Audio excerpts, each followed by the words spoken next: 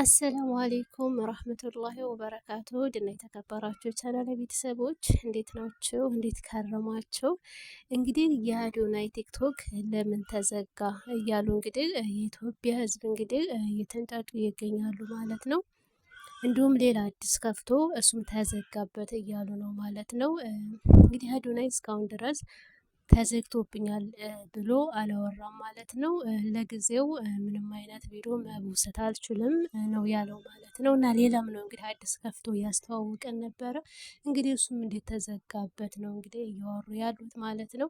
አዶናይ የእውነት እንደዚህ ቲክቶክ አካውንቱ የሚዘጋበት ከሆነ ከሀገር ውጭ ወጥቶ ኢትዮጵያ ታፍናለች ብሎ ፖለቲካ ይሰራል እያሉ ነው እንግዲህ እያወሩ ያሉት ማለት ነው። ምክንያቱም እንግዲህ አዶናይ በብዙ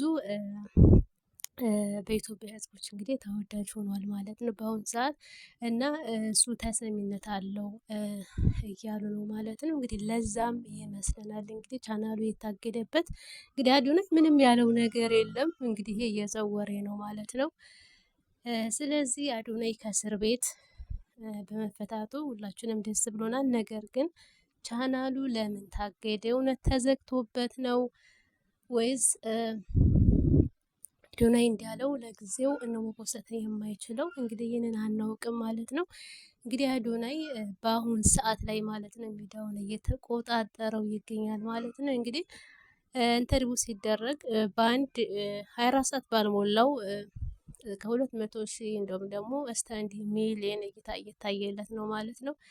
ስለዚህ ለዚህም ይመስለኛል እንግዲህ የኢትዮጵያ ሕዝብ አዶናይ አሁን ብዙ ተሰሚዎች ስላሉት የሆነ ማለት ሰግጥ ፈምስ በሚለው ነው እንግዲህ እዚሁ ሁሉ ጣጣ እየገባው ማለት ነው። በዚህም አጋጣሚ እንግዲህ ሁሉም ጋዜጠኞች አንዳንዶች ጋዜጠኞች ማለት ነው በዚሁ በአዶናይ ጉዳይ ተጠያቂ ሆነዋል ማለት ነው።